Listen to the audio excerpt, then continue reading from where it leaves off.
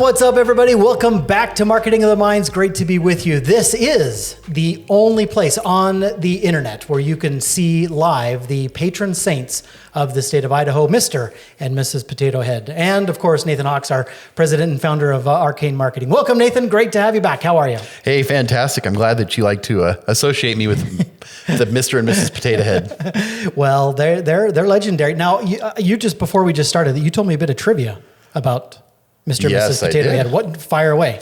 Oh, I was just saying that the other day I read that the very first toy to be advertised on television was Mr. Potato Head. See? I would never have guessed. I would have thought like Lincoln Logs or a ball or something like that. But that's or Jax. Yeah, or Jax, exactly. You think back in the 30s, 40s, 50s when TV... Have they been around that long? That's incredible. I don't know when it was. You guys are really old, by the way. You're looking great. Now, you've got a son, your youngest son. He's got a birthday coming up here in December. Yes. And has he mentioned anything about what he's wanting for his birthday? Yeah, he wants tractors. I mean, he's 3, yes. Right? So that's what's on his mind. Is he asked me the other day, Dad, can I get a track hoe for my birthday? Sure. And now I got to find one. Now you got to find one. Kids are the best. Well, excited to be with you guys today. Welcome to all of you who are joining with us live over the internet right now, but also those of you who might be watching the re-recording of this. Great to have you with us. And as always, as you know, this Marketing of the Minds podcast is dedicated to the professional service providers out there, those who are in the trenches in your local markets, providing the very best of accounting, medical, dental, health, financial, legal services to your clients. We tip our hats. We salute you. We know how important what you do is to your customers. And we have one mission here on the Marketing of the Minds podcast, and that is to support you and help your businesses grow and be stronger and stronger, even in crazy pandemic times. So during our show, we've got, as everybody knows, we've got a number of questions that have come in from our listeners and our viewers, and today is no exception. Nate, we've got 2 questions that we're going to be focusing in on. Has a lot to do with websites today. Are you in the mood for a website conversation? Of course I am. But I mean, the topics that are brought up are so big. I think we only have time for 2, really. Okay. Yeah. Well, this one comes from Kelly in Colorado Springs. She works at a medical office, as I understand. She asked this question: what are some tips for updating our website content? It's pretty common for many business professionals to have websites that maybe they've designed and developed or had developed maybe 4, 5, 6, 7 years ago, and they've just kind of been sitting there. But now in 2021, they're kind of like sniffing around and asking, well, we should probably redo our website. What should we have on there? What should not be on there? What's kind of old and outdated? What should we keep? How should it look? So what advice might you have for a medical office? Well, I remember, Kyle, it's probably about 4 to 7 years ago, the hot thing at the top of your website was to have a slider come across the top that showed different images. And it was one way that you could get more information packed in above the fold. And it's funny because by and large, I would say that is not the style any longer. Okay. Right? The style now and the difference between that time and what I'd say that you see now, or what people react to or respond to well, has to do with being as concise and direct with your messaging as possible.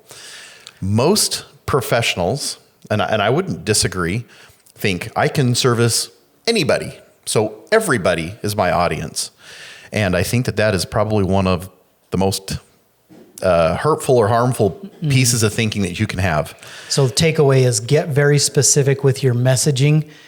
Speak to a specific audience, not a broad general audience, but say a lot in just a few words as quick as you can. And taking an example of the medical office, there are services that medical office provides, but not everybody is necessarily going to be a patient to that medical office. Right. Maybe you have to have a certain type of condition, or there are certain pieces that have to be in place in order for that medical office to be able to serve you best. And if that's the case, then those are the people you want to speak to, or the people that have those issues or those problems. Maybe the people that have those particular issues or problems make up 20% of your audience, but that 20% is also, you've heard the 80-20 rule, the people that make up 80% of your revenue. Well, you don't want to alienate everybody, and that's fine. But what you want to do is talk to that audience because they're the ones who are ideal for you, and that's how you're going to make your money. And it's okay. It's okay to just narrow in your messaging. Oh, that's awesome. Any other kind of elements or components that if somebody's going to update their website that absolutely should be there? Just kind of core components. Absolutely. So when we do at Arcane Marketing, when we're building a website for someone, we're trying to help them build a website that not only looks nice, but also accomplishes whatever goal we've set, conversions or trying to get engagement or getting people to dive in past just the homepage, that I have found that I see a lot still. And so if I can hopefully put to bed some of these concerns or questions that people ask us all the time, one of them is I often see on the homepage a quick blurb about we're this company that is made up of these really fun people, or we're this office that does these cool things, and we've been around for, some umpteen number of years, and we're just the best out there, and you want to trust people. I think at this day and age, with the habits and the behaviors that people have, those are things that are kind of assumed. We assume you're really good. We assume that because I'm looking at you that I'm interested, and those are not the kinds of things that help me get to the next step. Yeah, bingo.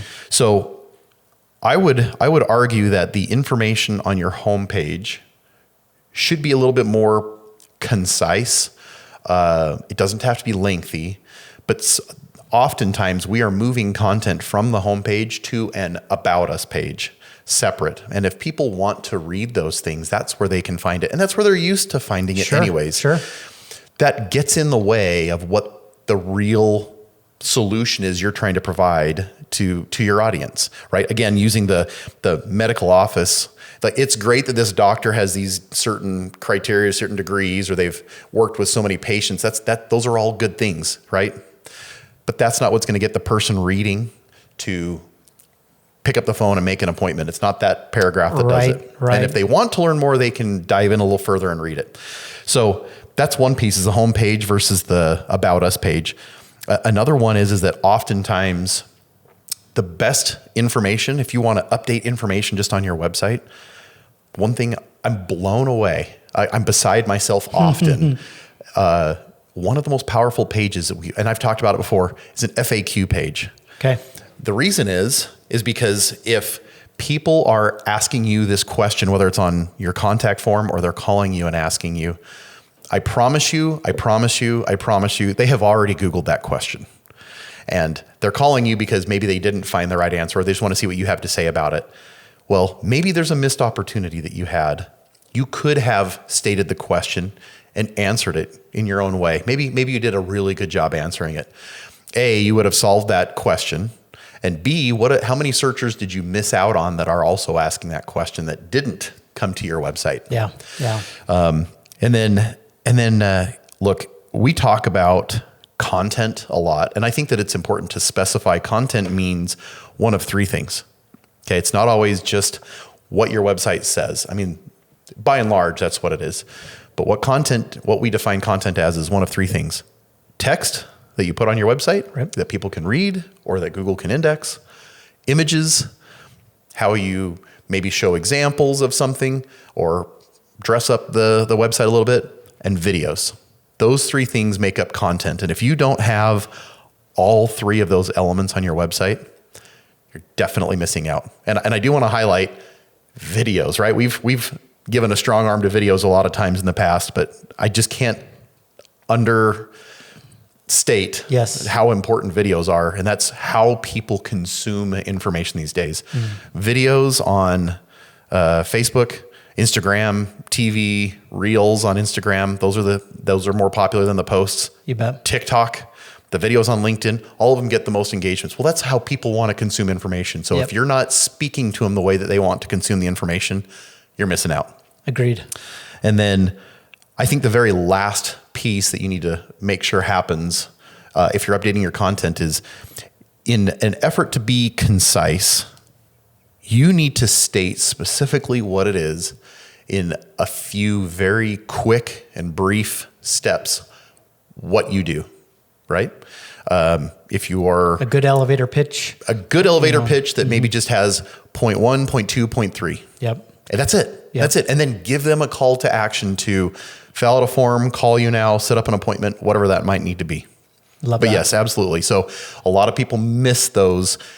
Here's what we do right up front, because that's what people want to know. Like, are you the right one for me? Exactly. Real estate agents, dentists, doctors, engineering firms, accountants, trade services, plumbers, HVAC, welders, construction guys, all of them need that message. Yep. I think that's awesome. 3 more is just as you were talking, 3 other things just kind of came to my mind. One is you don't want to have your website, you don't want to be a slave to your website. And anytime you want to update it or change something, have to have another agency or another person do that. You want to have a website platform that's easy to operate yourself, where you can log in and make changes to you as you need to. So don't have a CMS or a website platform that's so complex, so customized that you can't update it and change it yourself. Maybe another thought would be is on your website, have some sort of way for people to opt in, give you their name and their email address to opt in for a newsletter, a training course, a special interview, a video, a book, fill in the blank. Have a way to capture lead information. And then maybe finally is just obviously make sure to have a blog. And that kind of bleeds into the next question that comes from Alex in Boise, Idaho. As a matter of fact, he works with a credit union there, and he asks actually a question about blogs. He says, do we really need a blog in 2021? If so, why? So Nate, talk to us a little bit about why a blog is so important these days in 2021. What problems does it solve? Why should we have one? Is it really necessary? Yeah. So that's a good question, because we have a lot of people that ask that. In fact, it's funny because I find myself when I look at a website, when somebody says, hey, we could use some help. What do you think? I'm looking for your blog sometimes, right? And it's not always there. That doesn't mean that it doesn't exist, but maybe not where I expect it. Blogging has kind of been, there's a lot of pros to it, but there have been some negative connotations with it in the past. So one fallacy that I want to get out of the way is that if you have a blog, that you have to contribute to it all the time, every day, multiple times a day. People get scared from needing to produce information. Those are helpful things, but they're not required. They're certainly not required. You can probably view your blog maybe a little bit like a more personalized homepage on Facebook or any profile that you might have somewhere, but it's on your website. So you get to control the messaging. You get to control what goes on it, how long it is.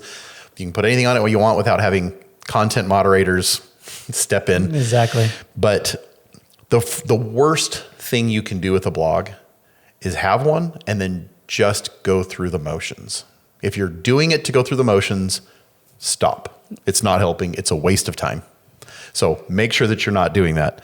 Another piece is if you're blogging, and unless you have really something very concise and super important to say, there are content writing guidelines that help it make sense so that when you're using your blog, you're using it effectively. And a couple of those pieces are, you need to make sure that you're making a point with your blog. So think about it ahead of time. What's it about? What is it that you want to say? What is it that you ultimately want to accomplish with your blog post? I think that another piece that's really important is everybody forgets this. Everybody forgets this. Your blog is such an awesome way for you to help connect and maybe give a voice to your brand.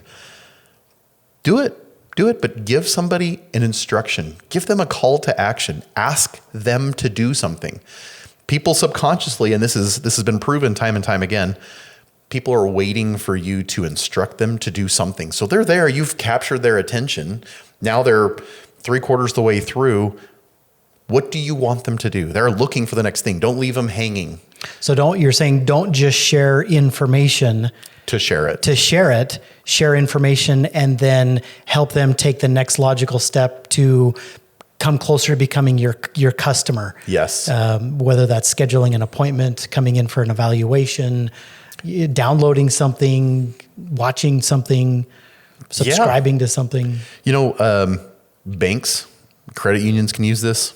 Legal entities, lawyers, and paralegals, whoever can really say, hey, look, here's some things to watch out for. Here's some things to be aware of. And if you're not sure of how to do that or you don't have the time, give us a call. We can help you with it. And maybe it's free or maybe you charge for it, whatever the case. Yeah. But give them the instruction. The other piece that's really important is if you want to get a little more technical on the SEO side, a blog is essentially just a page on your website. Yes, it has its purpose, and yes, it's in a segmented area of your website, but utilize it. And so one of the ways that people underutilize blogs is they'll write information, but they will forget to use it for internal architecture, for links to a product page or links to a service page or a link back to the home page, or maybe the main one, a link to the contact us page, right? Giving people instruction. There should be no less than a couple of links in every blog. And guess what? It is okay. It is totally okay to reference another website that is outside of your website from your blog. Absolutely. I remember a previous conversation, someone asked, where do I learn or find out what my customers are searching for online? And you referenced a couple of websites out there. One was Ask the Public. AnswerThePublic.com. So if, for example, we are writing a blog post about updating a website, we might go to AnswerThePublic.com and type in update website, and that website's going to give us several questions that people on Google and the search engines are posting about updating a website. We can use that information there to write a blog post about. We already know that our customers are asking questions about that sort of thing. And so we can just simply answer those in a blog post and then invite them to do whatever. So and there's two other places. So Answer the Public is a great resource to just know what's common that people are searching based on what they're inputting into Google, right? But if you want to know more about your website, if you don't have it, Google Search Console is a fantastic place to see what search queries are making your website pop up at all. And then the very last one is SEMrush has a great tool where you can go see what your website ranks for. Like just in general, it gives you the whole list, whether it's 10 words or 3,500 words, it'll give you that list and you can export it to a spreadsheet and then just look down the list and say, should I be ranking for all of these keywords? Does it even make sense? And you can use that as a guide to help clean up maybe what you want to rank for. And it tells you what position you rank in and what the search volume is for that search term, et cetera. So it's really helpful. That's cool. Well, we've kind of been dancing around. One of the final things that I wanted to touch on that you mentioned is just this idea of quality content. Can you share with us a little bit more? You've mentioned that content is any videos, any words, any images that go on a website, but talk to us a little bit more about maybe how you would define quality content, where we get that, what that does for us, how we get it on the website, Great. Yeah. Because quantity of content is one thing, but quality is a different story. That's correct. So it's funny that these questions were asked because, and it's not something that's new to me, but maybe I can teach you guys something. There are some on-page factors that matter in helping you to get to rank. And right, if we had to look at just any on-page factors, we all know that the most highest prioritized, the next element that Google looks at is your title tag. But there's kind of this sidestep pieces, and I saw John Mueller give some information a little bit ago in one of his webcasts. He's one of the chief strategists at Google. I think he's like search quality control at Google. Okay. And but he's sort of the public face to answer these kinds of questions. And so people ask him questions and he does a fantastic job answering them. And I really, his insights are very helpful. But he said that the biggest contributing factor on any website, whether it's on Wix or WordPress or just code it out in HTML or what have you, the biggest factor for your website that determines rankability is the quality of your content. Plain and simple. That was it. He was basically saying it doesn't matter as much what kind of a content management system you might have or what kind of technical pieces, like people can go over the top working on technical SEO pieces. yes, those are helpful. But at some point you get diminishing returns if the content that's on the page isn't qualified or quality. So talking about quality, what is quality content? I think that you need to, there is no such thing. In fact, this is another thing from John Mueller. There's no such thing as content that is too long. In fact, oftentimes it's too short. But people are concerned about, well, I don't want to write 10,000 words on one page. Nobody's going to sit there and read 10,000 words on one page. I agree. I think that that's tough. So maybe there is a better way to do that. And honestly, what that comes down to is you can design a better way for content to be consumed. Rather than stating or writing out 10,000 words, maybe you could just do it in a video. And the video for 10,000 words, maybe it's like 6 minutes. I don't know. I'd rather watch a 6-minute video than read 10,000 words. Now, I don't know. I don't know what the time frame is. I'm just making a guess. But maybe there's things you can articulate just in a picture. Maybe you have an infographic, for example, that could articulate that better. Or maybe there's examples that you can use to teach a lesson rather than just trying to write it all out completely. And then the other thing is how do you connect with your audience on that? Now, if you're a doctor and you're writing for, Journal of Medicine or something, scientific terms, go to town, right? Make that a full send. But don't do that with everybody. So you have to recognize who your audience is. And I think you have to write to the audience. So how do you make quality content? I think in my mind, the basic pieces for quality content includes all three of those: video, text, and images, and utilize those the best way you can. Yeah. Now there isn't any reason you couldn't break up the content and put it over a couple of different pages. Oh, of course. You can do that. And then that makes it more of a chunky piece that is consumable maybe on a shorter time frame. Yeah. One invitation that I might have is as the business owner or one of the employees is writing out the content, keep your ideal customer in mind. Think about when they came into your business for the very first time, what kinds of questions they asked, what were they nervous about, what were they concerned about. They ultimately overcame those things and gave you money and became a client. But in those early stages of being a prospective client, what were their concerns, fears, questions? What kinds of stages and steps did they have to go through before they became a customer? Keep that part of your customer's journey in mind and write your content with those kinds of frequently asked questions in mind. Now, once they became a customer, now the game changed a little bit. Their questions changed. Their familiarity and comfort with you changed. So what were those kinds of questions? What would it take to get a regular customer to become an advocate? You've got some of your top 10% customers that come to you again and again and again. They refer tons of people to you. They leave reviews and give you testimonials. They're a huge brand ambassador for you. Not every customer is like that. So what does it take to get a customer to become like that sort of level of an advocate? What questions do they have? What needs do they have? Write your content to that. So maybe an invitation would be as in terms of quality content is keep your sales process in mind, write for the various stages and steps that your prospective customers are going to go through. So something to add there. Yeah. Look, the only thing and I've given this advice for years. If you're doing it right, Terry, your website is hands down your very best sales tool. Agreed. It should be your best salesman. And so to your point, what are the questions people are asking you on the phone? Mm-hmm. What is it that you're talking about during a sales process or some kind of a consultation? Those are the kinds of pieces of information that need to belong on your website, because then you've prepared everybody for when they are ready to make that buying decision or the commitment, that all the hard work's done. Yeah. And the website does that if it's done right. Yeah, I love that. Well, thanks for taking some time. We've beat hard this whole idea of updating websites, website content, blogs, why they're important, what quality content is. Good spotlight here. So I appreciate that. Well, if you have particular questions that you would like answered in your business, it could be related to hiring, finances, management, marketing, sales, operations.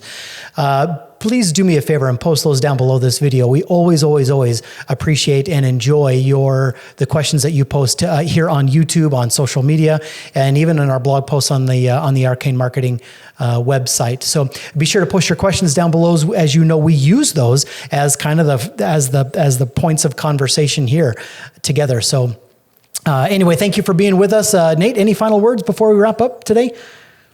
No, I think I've said about everything. Those are all the things that I know. That's everything. Hey, great to be with you guys. We'll see you again next time. Take good care.